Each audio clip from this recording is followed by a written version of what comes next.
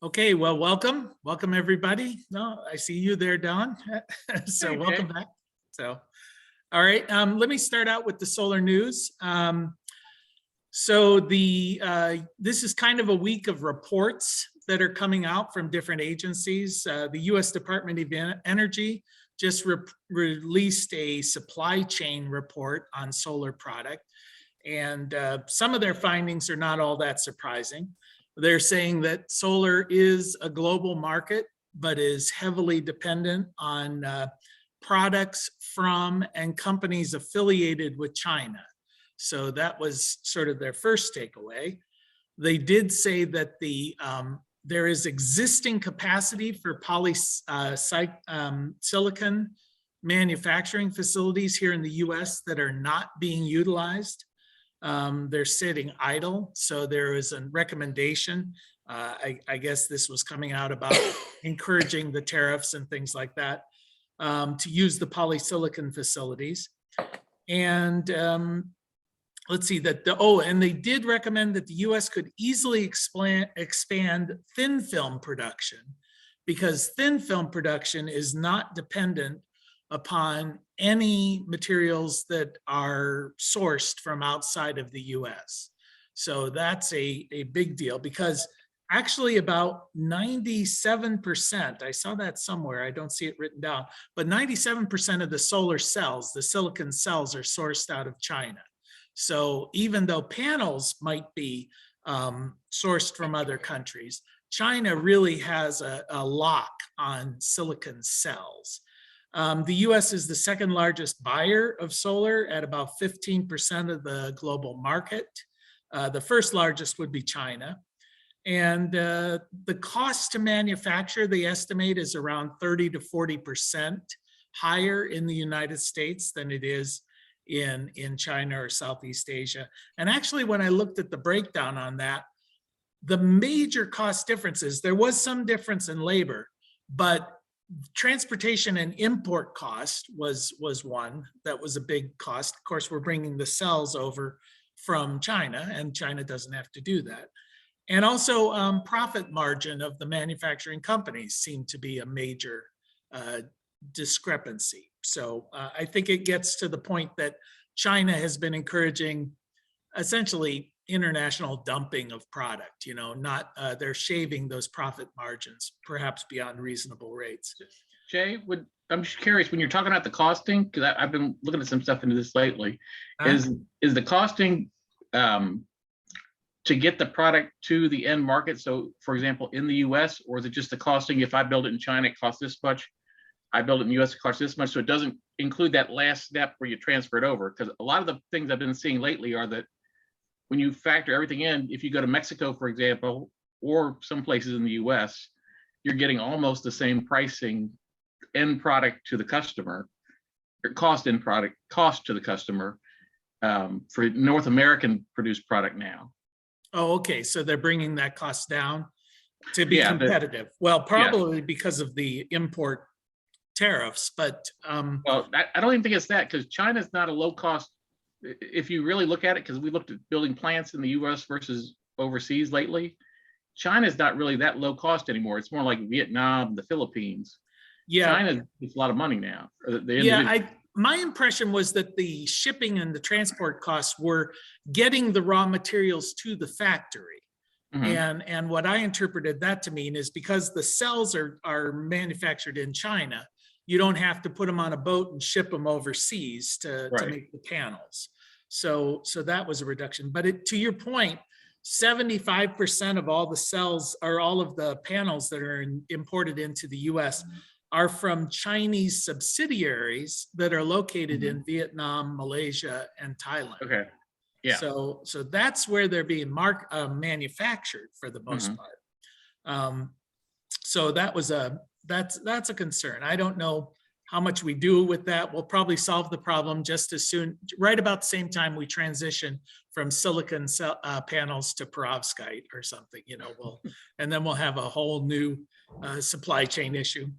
CEA, the Solar Energy Industry Association, gave a report about community solar, best practices on community solar. And since we touched on that last week, it sort of caught my attention. It was interesting. The three big takeaways that they had on this was they're saying to government, that existing law already protects the facilities where community solar would be developed.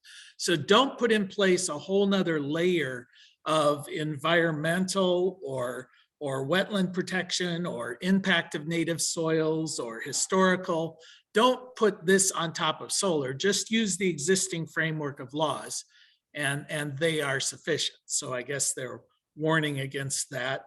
They're also asking that local governments remain in charge of community solar rather than state governments, because a lot of the states are jumping in, wanting to apparently overrule some of the local government decisions. And then they're telling designers of these systems to design with the environment, habitat, integration of agriculture and forestry in mind. So the report was interesting that they made a big fanfare about releasing it, but basically they're saying, listen, everybody, don't screw this up. That was kind of what they were saying in a nutshell. I could have made the report much shorter, I guess, if I had written it, said, hey, everybody, play nice, don't screw it up.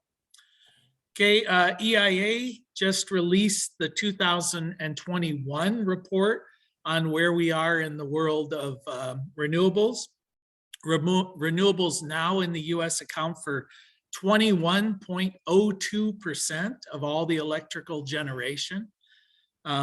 Solar grew by 25% over 2020. Wind grew by 12%. So now solar accounts for 3% of our electrical generation, which sounds anemic, but it's quite an improvement. Wind is 13. Yeah. Was the 20% you said earlier, was that the build this year? I'm sorry, I misunderstood. No. It's 21% is how much renewables account for the total generation in the country. Of that, you could break that down as 13% of that is wind, 3% of that is solar, and about 5% is hydro. So that's how it, even though solar remains the fastest growing, it's still the smallest market segment of the energy generating facilities that are out there. When we also, if we throw in nuclear accounts for about 18% still of the nation's electricity. Natural gas accounts for 38%, so it's the big dog. Coal is at 22%. So since I've been following these numbers, a lot of them have transitioned, obviously, over the years in the last decade or more. Coal used to be well over 50%. And what we've seen essentially is natural gas replacing coal and renewables beginning to replace some of the nuclear, as they're decommissioning some of those facilities, and now beginning to replace some of the decommissioned coal facilities. So the long-term trend, as they see it, is that coal and nuclear will continue to be offset by renewables, and that natural gas will either grow or hold steady into the future as far as a generation of electricity. So, I guess the growth continues. There's a bill in Massachusetts right now that was kind of interesting. It's a grid planning bill. It's House Bill 4348. And basically what they're saying is, hey, as we transition to this renewable world, they want to begin requiring the utilities to plan for and accommodate the integration of distributed energy sources. So kind of a no-brainer, but it feels like it's a little bit proactive in saying, hey, as you're doing your long-range planning, let's make sure that we anticipate the integration of not only distributed energy generation, but distributed energy storage. So that's the main focus of that bill. And California just met their RPS goals for 2020. That was one of their interim goals. They had set a goal of 33% of electrical generation from renewables, and they actually hit about 34.5%.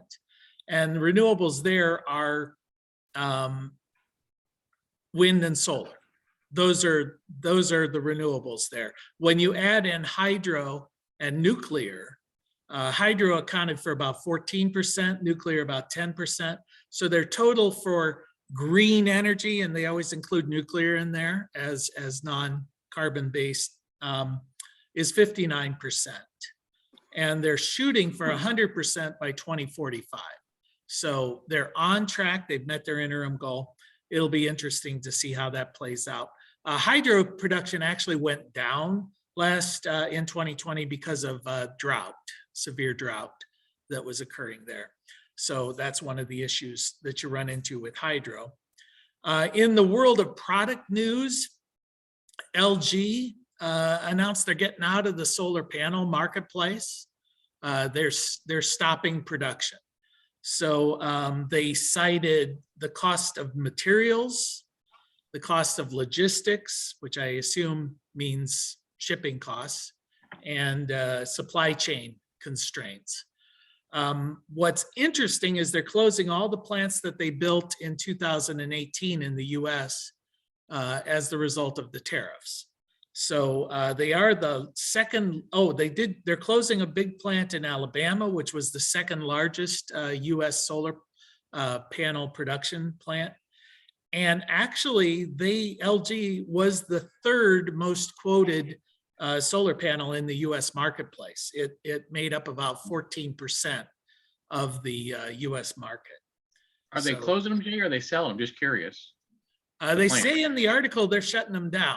So, and they're going to try and get the employees relocated to other LG divisions. So it didn't strike me that they're selling it off to somebody else. I wonder what would happen with their warranties on their panels. Yeah, well, that would be a question, I guess. A lot of the warranties are underwritten by a third party. So, I guess you'd have to look at the warranty, although LG as a company is not going away. Yeah. So I would reckon that they would support, I don't think that would be an issue. It would be my guess. Then let's see. Oh, there was an interesting thing. I'll share this screen here. This is at solar canopies, and we've talked about solar canopies in the past. This is at the Charles Schulz Sonoma Airport, which I didn't even know Charles Schulz had an airport named after him. But an 884 kW array, 100% of the parking there under solar canopy. And one of the reasons that caught my attention is I've talked with, I don't see, oh yeah, Tim's in here, and Tim does parking. And, this is one of those features where at airports, I think we're going to see this more and more, covered parking, where the airport facility is now a major generation facility for electric. And not only is it meeting, in this case, it's meeting 100% of the airport's needs, but there's no reason why these couldn't be, power purchase agreements to local utilities or whatever. There's large areas of unobstructed sunlight. So Tim, is your company doing anything on that? You're not muted, but I don't hear you.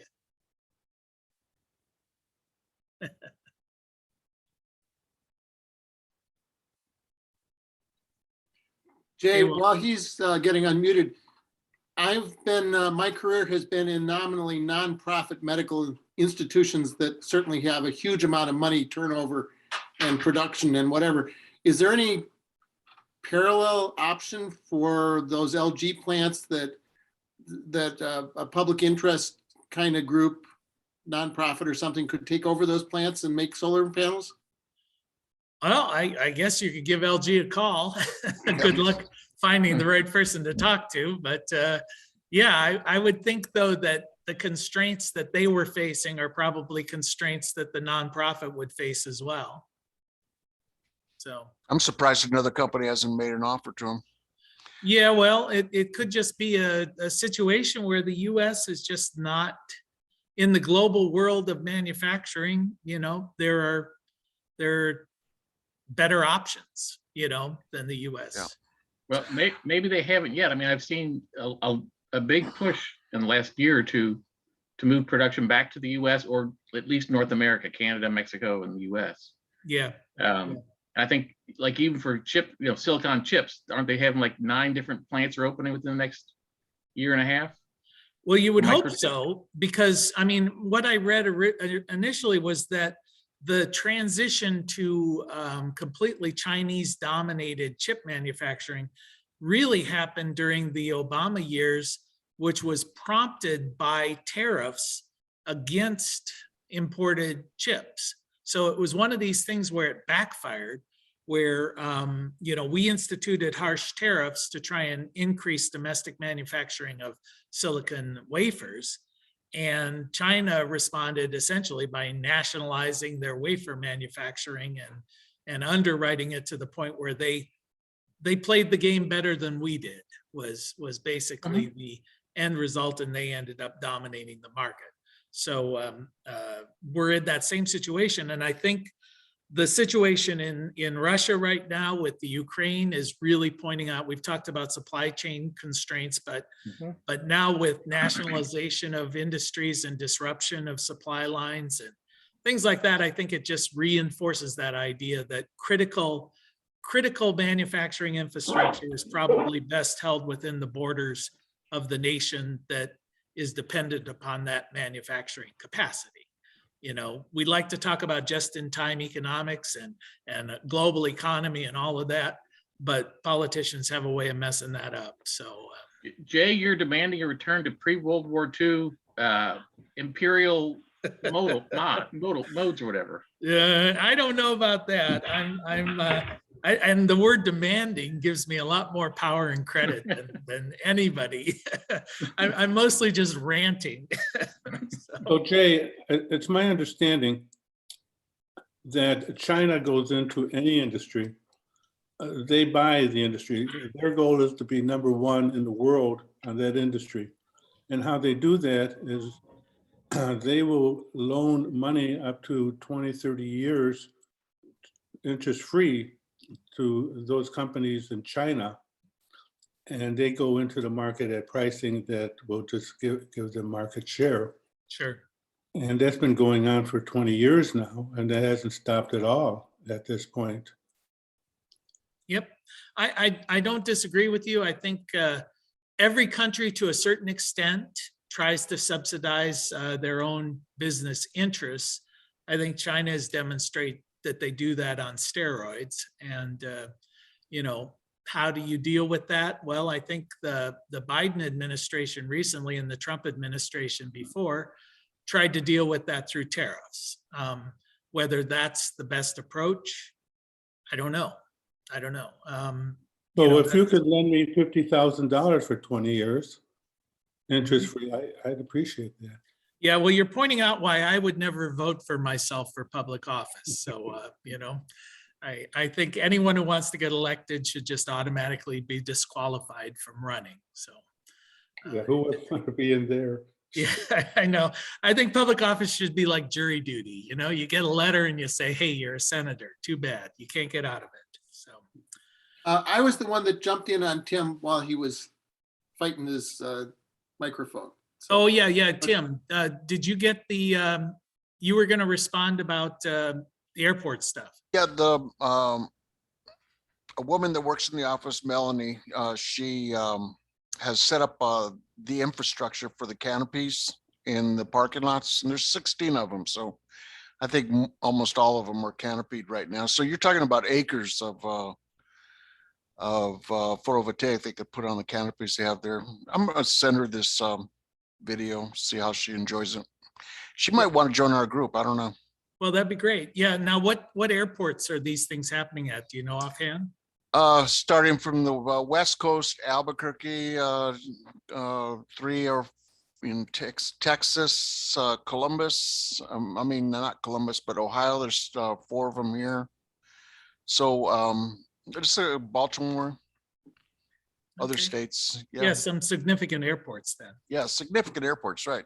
Mhm. Large parking lots. I mean, we're talking, 2,500 space parking lots, or more. Uh-huh. So that's a lot of canopy that they have for shaded park in there.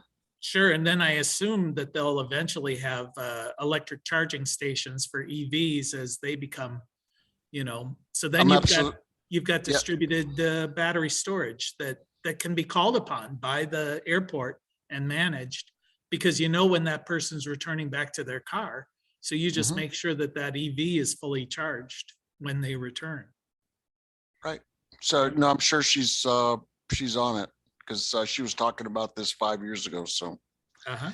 and setting up 5 years ago because they were under a heavy construction. They were doing a lot of construction at the time. Okay, great. So One thing I wanted to mention, when I mentioned that the report had indicated that thin film cells are really perhaps an option for US because there is no supply chain issue overseas. Ohio is actually the United States center of thin film manufacturing. And thin film is increasingly being used in utility scale projects. So seems to me, I wrote it down somewhere, but if my memory serves, thin film is about 16% at the moment of the US marketplace, but that's anticipated to grow. Silicon being obviously 84%. Okay, did anybody have any topics they wanted to bring up here at this point? That's all the news I had for this week, but before I get into our feature. Jay, Yeah. from Trinidad, I mean, I'm relatively new to the manufacturing concept, right? But Trinidad and Tobago recently launched a call for development of a solar panel production plant in Trinidad, and they are asking investors to invest in it. My question, listening to you, is that they say the cells themselves is manufactured in China, and from what I understand, it seems to be more competitive price-wise compared to what is happening in USA. When I say price-wise, like what does it cost to, let's say, manufacture a polycell or monocell on the average? Oh, oh boy, I don't know. I mean, I know that the wholesale pricing when they sell it has been dropping down to around 26 to 28 cents a watt, but I don't know what their costs are. What's their margin? Okay. I think that report, I'm just trying to remember the visual. It did show breakdowns of the percentage, but I don't think it talked about per watt. It was like X% for profit and X% for shipping and X% for labor and things like that. Okay. Yeah, that's above my pay grade, I guess. Okay. All right. Any other questions or projects? Yeah, Chester? I think I saw someplace that a report that they have determined that there's enough lithium in a place in Southern California to create all the lithium batteries we need. Oh, really? Yeah, lithium mining.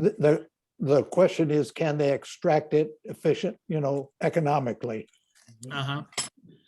Yeah, lithium is a salt, and the way they've traditionally mined lithium is they pump water down into the reserves or below the surface, bubble that water up into essentially little holding ponds, and let the water evaporate, and then harvest the salt that's left over. And that has proven to be very costly in terms of water. So it does make sense that it's in Southern California where water is an issue. You couldn't do it somewhere in Seattle where there's a huge lithium deposit where they're just saying, great, we've got the water, but we'll see. Yeah, lithium is one of those problematic from an environmental standpoint in the extraction process. So hopefully they'll find a better way of extracting it. But traditionally, we've seen lithium coming from Argentina, Bolivia, and Chile, although Australia and China have upped their game as well.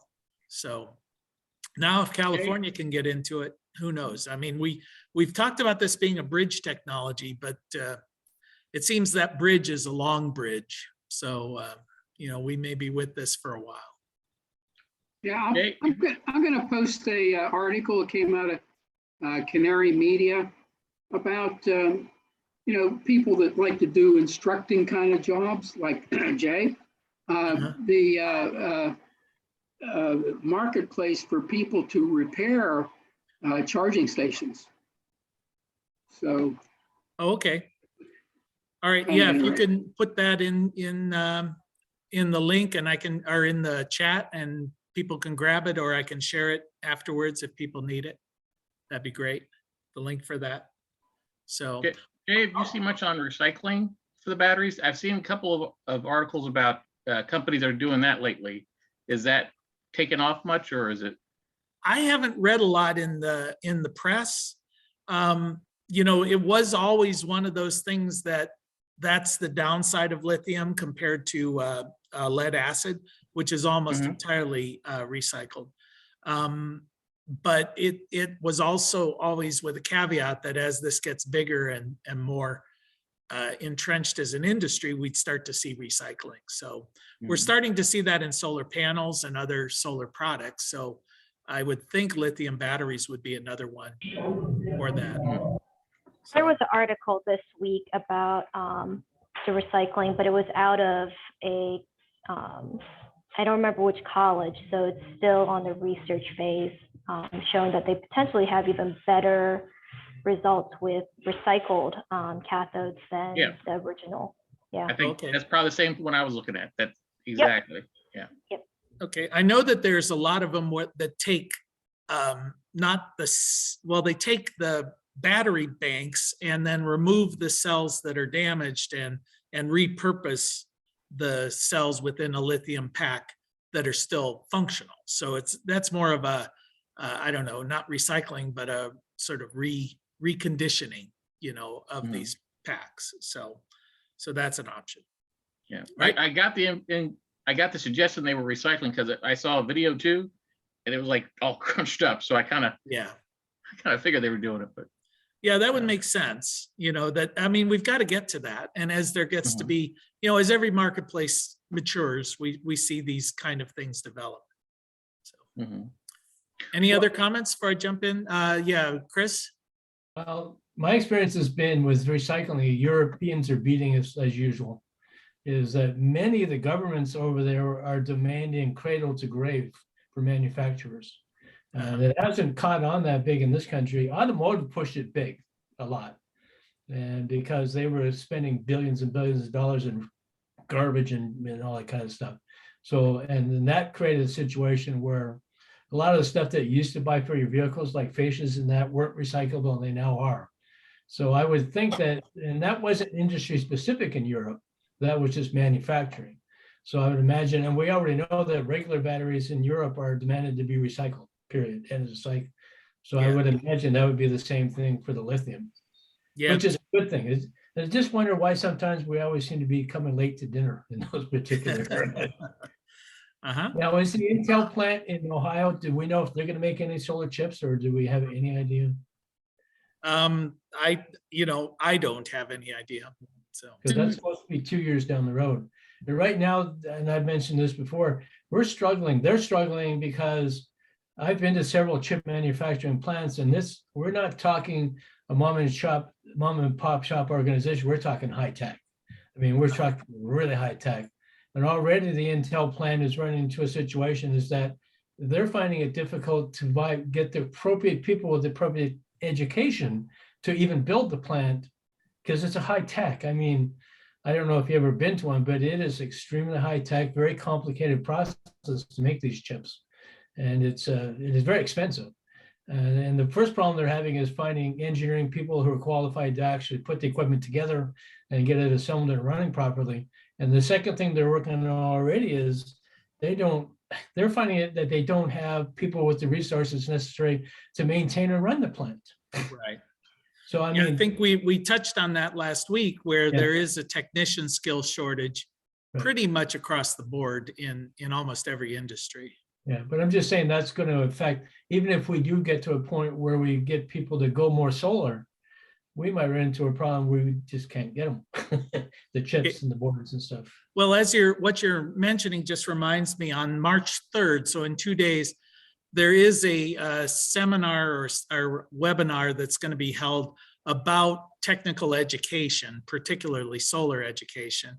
I'm going to participate in that, but if anybody else wants to jump on that, just contact me and I'll send you the registration information on that. It's really supposed to, it's designed for educators, you know, people out there training to talk about who knows what they want us to talk about, but it probably just turn into a giant bitch session or something, but you know, we'll see where it goes. Did you see in the paper this morning where there's been awarded a multi-billion-dollar contract for turbines in North America? In North America, there are still papers, there are still newspapers out there. So, Again, on the web. oh, okay. Web. All right, Bob, That was like 151 billion or $51 billion. This is a huge solar, wind generating turbine facility. did you know if it's onshore or offshore? I don't remember, to be honest with you. Because I know offshore wind is a real growth industry. Well, let me jump on Bob here to, you've had your hand a couple of times there. Yeah, two things. First of all, technology has always been 4 to 6 years advanced over our abilities to contact. Second is, I had an out-of-box thought that I wanted to bounce off of you. I'm thinking of triangular solar panels. Triangular? Well, if What you would look be at the it- advantage? Well, if you have a southern facing roof and you have all of that area to the right, because I have hip roofs, that there are triangles in there that I can fill in and get a lot more output out of that roof. Mhm. So Would you now still be stuck with the 3 foot around it?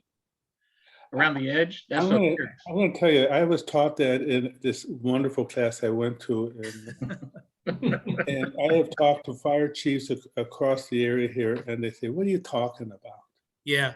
Just put Well, it's in the International Fire Code, but not every state has adopted the International Fire Code. So if you're talking to somebody in Florida, they're probably, aside from the fact that they always have a perplexed look on their face, you know, they're probably Very cool. not using the code there. But I would think, I'd have to look it up, but I would think Illinois has the code. I know Ohio does, so. Did they ask you for some money first, Bob? No, Before they what they answered? really do is say, how can we shut down the system? Because my guys won't go on the roof when it's on fire and poke a hole in the roof, because they don't want to put their axe into a solar panel that's producing. They're Well, more that's the whole point of the 3 foot clear walking space, plus the other regulations that say that the wire has to go down below the panels at least 10 inches before it makes a turn. And so that you also want it to run along support members. So there is that motivation out there in the code to keep fire people from cutting through the roof with a chainsaw and hitting a live wire, which is of course the rapid shutdown issue as well. Now it's got to shut down within the array boundary. So, you know, it should be a non-issue, but if they're following the rules as they're supposed to be, not only does it shut down to less than 80 volts within the array boundary within, I think it's like 3 seconds of turning it off, but they're supposed to be 3 feet at the top, 3 feet on each side, so that somebody can actually physically walk up there without having to step on solar panels. The key is getting a permit. And I put the plans in on that, including the layout and the roof lines and stuff like that. Once I got the permit, if anybody comes to me, I just show them the permit. Yeah, well, that's the other issue there, because this is a fire code. Most of the permitting is only looking at the electrical code, and the electrical code does not talk about setbacks. So that's a big problem, because inspectors typically only know the National Electrical Code. They don't know that there is another code that applies. So. And I haven't met an inspector to go up on a roof yet. No, I know. They sit and they just ask, is everything fine? Let me get Jay and then I'll get you, Chester. Yeah. No, I don't know. C. Cook, I don't know your name, I'm sorry, but. Chris, yeah. Chris, hi. So is somebody with, you know, who can go to school board meetings, but I'm not a techie per se, but I have a daughter who's, in her 30s teaching chemistry and physics in high school. I'm interested in knowing how you translate the absence of qualified people into what are the courses, what are the classes, what are the skills? Because I suspect that it's people who both can use their hands to build things, plus the on the fly capacity to do math and to conceptualize questions. How do we translate that into knowing what to tell our high school to be teaching? My answer to that is I deal with Zane State College, and they have been approached by Intel. All the different colleges and universities around here are now working with Intel to determine what those needs are and how the colleges and all the other professional institutions can meet those needs. But they're just starting that now. And is there going to be a component of that that'll go back a step to what we tell our junior highs and high schools that kids need to be employable and help our country? I think part of the problem with that is when you start dealing with the colleges and universities, they really don't, the one I'm dealing with in particular, really doesn't have the technical expertise to even know what they need, first of all. So Right. they're looking after themselves first. If that goes down to the high school level, I would think that would be like a step 3. I mean, step 1 is figuring out what they need. Second is trying to get the training in place. And during that, they're going to have to find the people to do the instruction. Well, let me add in there, because this is something that I'm going to try and verbalize in this meeting that's taking place later this week.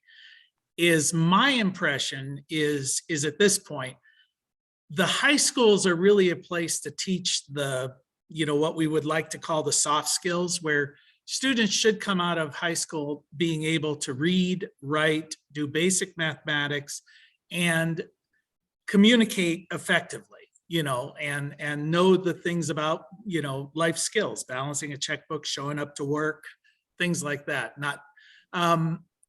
I think we're now in a world where community college should just simply be the 13th and 14th year of public education.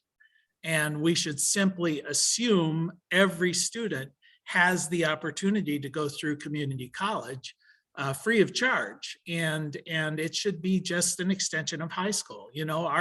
Our world is more complex than it was back in the 1800s. So, we need to then say community college is the place to get that technical training, should you then determine to move forward, because not everybody who leaves high school is wanting to go into a 4-year, liberal arts degree college. There's still, of course, a place for that.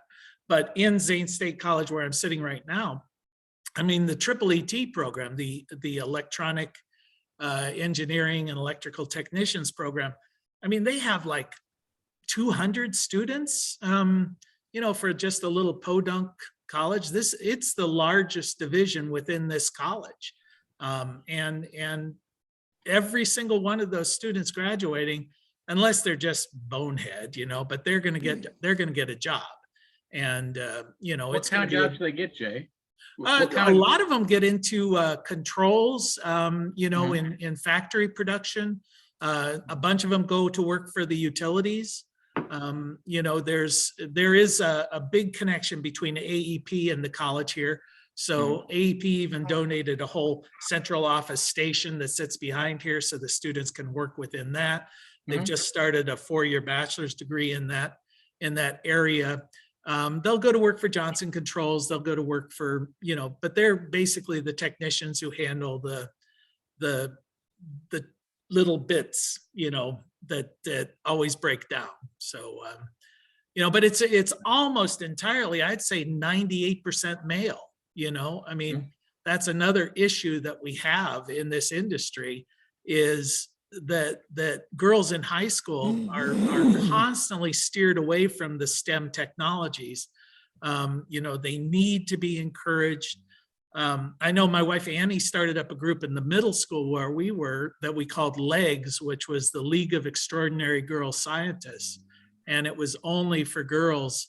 And they went on tours of manufacturing facilities and things like that. And it was hugely successful and popular, but the school just would not support it.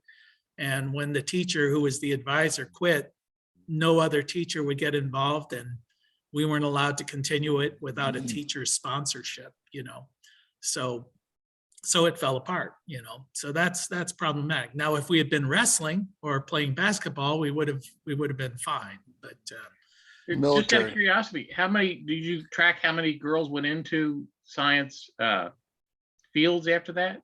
I don't know that, well, I'm sure there was no tracking there, but what we did see is once they got involved in it, their grades in every other subject improved because they began to get confidence about their own worth and their own ability. So, but she even got into things where she would take them and sit down for dinners with teachers at the university or other women engineers, and she would teach the girls how to introduce themselves, how to use a knife and fork at the table, things like that. So our school system, and of course these are middle school girls, but they were, very socially awkward and inept,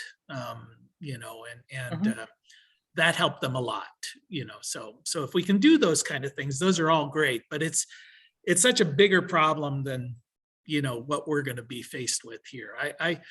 When I was on a rant before and they were talking about, in fact, I think Jing, it was with you where I was saying, you don't take coal miners and train them to be solar installers.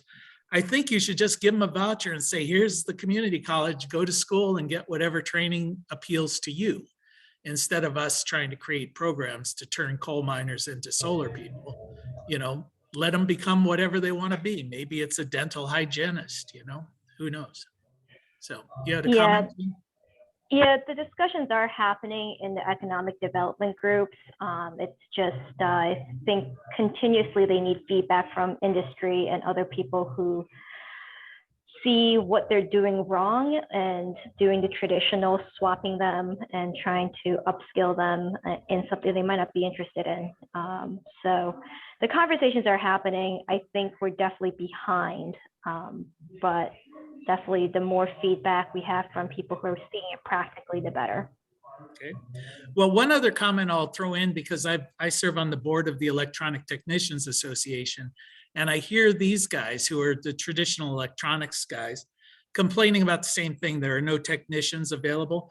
But one of the complaints I hear a lot is a lack of systems approach to education of electronics, where people learn components, but they don't learn system integration. And I think that's just maybe another philosophical thing we have to deal with, where most of the components in the world today do not get repaired. They simply get replaced. And how do you integrate them into the broader system? And which there is an example of that in the products that I was going to go through here. But it's just another thing that education systems always seem to be about 20 years out of date. And we need to somehow catch up a little bit with what the world is actually doing and needing. Anything else there? Yeah, Jay? Just real quick, my mom came out of the World War II vintage, and Illinois had a program to let her become a registered pharmacist without a baccalaureate degree, because all the guy pharmacists were off shooting people. And he had a career in pharmacy, and she met my dad because he was one of the instructors. But if there's a commitment to it, there may be ways to get people through education pathways and credentialing. If it's really important enough to the country to get credentialed people, there might be ways to shortcut through some of the regulatory parts of education. People still have to know what they're doing. Yeah. And of course, there are a lot of certification programs out there that seek to do that aren't necessarily tied to 2-year or 4-year degrees. And we see that in PV with the NABCEP certification and also with the ETA certification. So, all right, Jing, you had a comment there? Yeah, Tri-C just updated their metrics about how many certification programs we put through, and they're definitely seeing an uptick, and they're gearing towards their program towards that instead of traditional degrees. So it's definitely happening on the education front. Okay. that's good. All right, well, let me, So the yeah, Tim. unfortunate part about that is that everybody has to pay for it. And that's what was probably one of the most disappointing casualties of the Build Back Better, was that community college was wiped off the board almost like immediately. Yeah, And I did not understand that, but now I sort of do have an understanding. I think it's some competition with the military. Is the military needs to supply, is in short supply of, recruits, and if they supplied community college free, is a lot of people would take that option. yeah, well, you might be right. I don't know. I would have, I guess I would have thought this would have been a bipartisan thing, because the people who are most effective live primarily in rural Rural America, Mhm. so you just, well, but I'm constantly disappointed by people's motivations and actions, but Well, in your high school right there in Philo, is that really what you do is they have a room for a recruiter who has an office there, but there's no room giving people guidance to community colleges or to higher education or different options. right. And so, that's the priority of the rural areas right now. And they have fish in a barrel. I mean, that's what it's all about. Yeah, I know, Tim, what you're pointing out there at our high school, they literally have a full-time recruiter sitting there in an office. And every time someone signs up, they put their picture up on the wall in the Hall of Heroes. And, a lot of pressure there. And conversely, they have a program where high school students can go to community college for free, basically skipping the last year and even the last 2 years of high school and going straight into college. And they actively discourage students from doing that. With our granddaughter, they tried to talk her out of that because they lose the funding money when a student leaves that school and comes to the college. The money goes to the college, not to the high school. So even though it's basically free college, you can graduate from high school in Ohio with a 2-year associate's degree at your local community college and at no charge. So, that's basically where we want to be anyway, but the schools are trying to stop that from happening. Well, Jay, if the kids go to school, and I think it's very good to honor the kids who do decide to go to service, aren't they able to go to a full 4-year college they went to after that? I mean, they get a lot of it paid for already. The community college is not paid for currently. Yeah. But they do get benefits. I know a friend of mine who, granted it was a while ago, he was back at Don, but now he's an attorney. Yeah. He went straight out of high school into the service and then used the GI Bill from there. I think that's true. I'm not sure what the rules are today, but that's always was one of the benefits, the GI Bill, of coming out of the military. And I think what Tim's pointing out is there's a disparity in emphasis, on where you're directing people. It depends on where you are. I mean, I have no doubt that in a lot of rural areas there probably is a recruiter there. I mean, where we went to school at, there was no recruiter, or nobody was there at all. They all came in like one day a year. The service would come in, one day a year the academies would come in, one day a year the colleges would come in. They'd have them all come in at different times. Yeah, when I went to school, one day a year I would come in. So so who knows? But all right, well, let me jump into the product thing here, and we can continue this if we've got some time. But I wanted to just hit on the top products of 2021. I just thought this was fun and interesting. There was some of the publications. One of the products that they that they wanted to show, I'll just share this, is low profile ground mounted systems. So can you see that image there? Yeah. The idea is that instead of doing a high ground mount, they're looking at ground mounted systems that are no more than 16 inches off the ground. And some of the advantages of that is, of course, visual. As you look out, they're not that apparent. Less wind exposure. There is less shipping of materials. So as we're looking at supply chain constraints, they say you can get a 1 megawatt array in a single truck with the materials. That one I showed you is secured either with those ballast blocks or with ground screws. And there's no heavy equipment needed. You don't need all the pile drivers or the augers or things like that. Jay, is yeah. that one intended to be on a, like you said, that was screws, was it a roof, or is the ballast the option if you're on the grass? No, these are and ground mounted systems. So they're Okay. intended to be on the ground. So those screws Okay. would actually screw into the earth. Who's the manufacturer? I didn't write it down, but I can get that to you. Yeah, If you that'd be want interesting to know. Yeah. And just use standard panels? Yeah, they all use just standard panels. So now they're talking about basically a roof mounted system, but on the ground. We discussed one of those, which was a ballasted system that just filled up these basically plastic buckets with sand. Yeah. But they required a level flat surface like a parking lot, whereas these will work on non-level surfaces, undulating surfaces. So the IQ8 was listed as one of their big products of the year. And the reason for that was its ability to provide backup for a house without batteries, so that it can operate when the sun is shining without any kind of backup system. So of course that's an end phase product. And then there was an idea, this is a utility scale system, but utility scale projects usually have two options. One is a very large central inverter that they'll bring and they'll lower in with a crane, and it's huge. Or they can distribute smaller inverters throughout the project. So a modular level system with multiple smaller inverters as opposed to one large central inverter. Well, now they've come out with a new product that is a large central that is made up of modularized smaller inverters. So it kind of struck me a lot like the end phase battery bank incorporates multiple microinverters within it. So this is like a big thing you would lower into a central pad, but it's made up of, say, a dozen smaller inverters.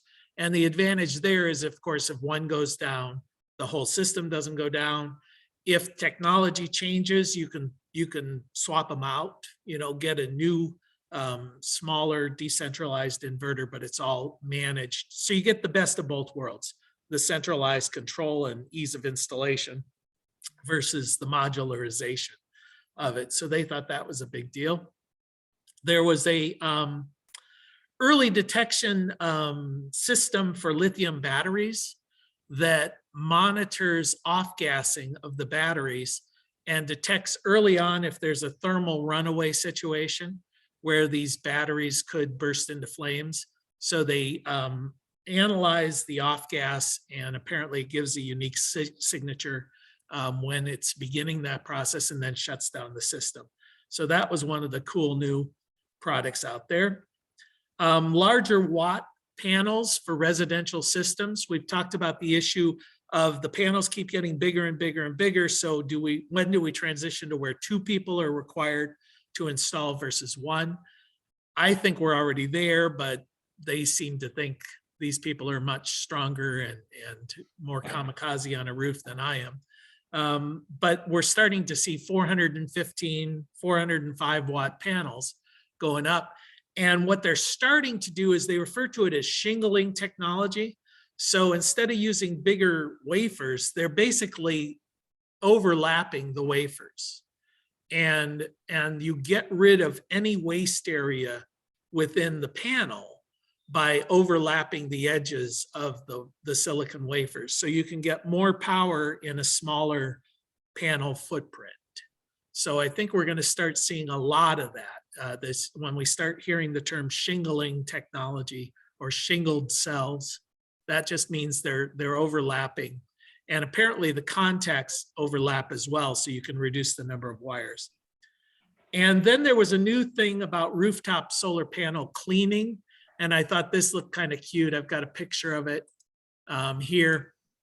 It hooks up to a bucket and the arm there, and it's basically just scrubbing brushes that can flow over a rooftop system and you know, in our area here, we get plenty of rain, but in some places, Southern California, desert environments or whatever, cleaning of rooftop systems could be a big problem. So, so that's a new product that they thought was great. So these were just some of the products I wanted to highlight because I thought they were fun. Okay, so we're coming to the end here. Anybody have any closing wisdom or any last words? No, I knew I shouldn't have. Okay. Looking at that Goldman system, I'd like to get some information on it. The thing about it doing Trinidad is a country where we have a lot of vegetation and high humidity, high rainfall. So vegetation actually grows very fast. And sticking about 16 inches off the ground, the kind of maintenance required to keep brush growth level on a regular basis. Right. That might be maybe caveat I think I have it. Yeah. But definitely. I can see some other problems too. As you say, vegetation growing up would be an issue, but snow in some areas, probably not Trinidad and Tobago, but some other places that I've been familiar with would be a problem. I mean, those panels would be under snow. So they clearly have limited application, but it is another option that's growing out there. So in those environments where it would work, you know, and I keep thinking of these old abandoned runways or abandoned shopping malls or places like that that have a lot of concrete, you know, low profile solar, especially something that's ballasted that could be moved, you know, when that area is going to be developed would certainly be a good option. If it's just ballasted, could it be moved by somebody else too? Yeah, technically, yeah, but hopefully you've got fencing around it and things like that. But yeah, we see things can be lifted. They get legs of their own. Yeah, the 3-finger discount. So, Yeah. All right. Okay, well, I think that's it. We're out of time. So I appreciate everybody's attention. We'll see you guys next week. Thanks, Jay. Take care. Jay. Bye-bye.